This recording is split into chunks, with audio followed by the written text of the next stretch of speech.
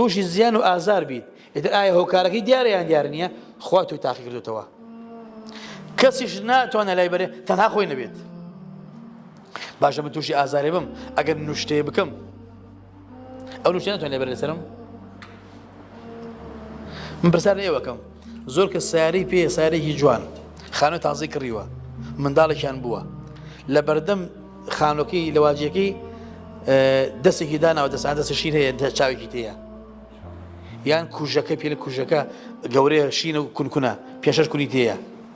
يعني نار يستري قاتري يدرج دانا وبقى خانوكيا بس ما بس دانا أوا بس أوا عليه خانوم كردو خانوكم زور جوانا هندي خميان من دي تشاين بيسا دعاء حسودين بيه دبن كحسودية برد ديوارك أتقي در زبان خانقهم مشي دخواروا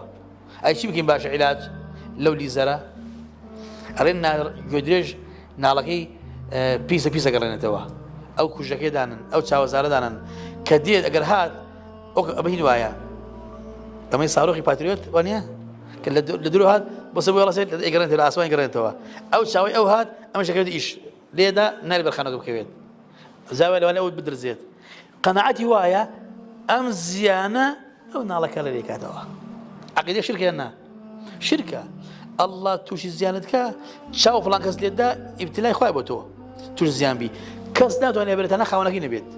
أشيب كم أذكار بخينا بيانيان يواران رجعنا فلق ناس بخينا آيات كرسي بخينا خذ محصن كبيادي الله أعوذ بكلمات الله التامات من شر ما خلق بسم الله الذي لا يضر مع اسمه شيء في الأرض ولا في السماء وهو السميع العليم دعاء بخينا أم خيالتي أم خرافته سائر جواني كروا لا بيش ولا لاي بيش شوي نالك اللي دانا بقى عيونك يوا بالله أملاوا بروسو زيدانا ولازم والله مشي الجو برو مرو دانا ومشيها ماشي مش هذا خرافات دياله هي من داري بوا ساتوز كم بوا جانا هلا بيش سركي ببني شكوريها دزو ميريك بيدا كوجيك بيدا إذا أزولي إذا طب سري بس زمانه يوربو أما شيء وخلنا شواني ودنا وأما إيجارين ولا خلنا كذي شقوي كذي سريع كذا أنا باش شواني يبات يباش ما خوابه من الدعوة شو شيء خاف فرمي توشي زيانة كم كسلاينات دعوة تناخوي نبيه وأي يريدك بخير أو خيرك يا خوا خالي بتو دعوة مالي بتو دعوة علمي بتو دعوة من داري بتو دعوة فلا راد لفضله كسنات ولا يسلت دعوة كسنات وأنا اللي سلت لابري تناخوي نبيت يتد والدي اللي من تنهضر بالله خوشة حيز المكان خوش نية وميد المكان إيش نية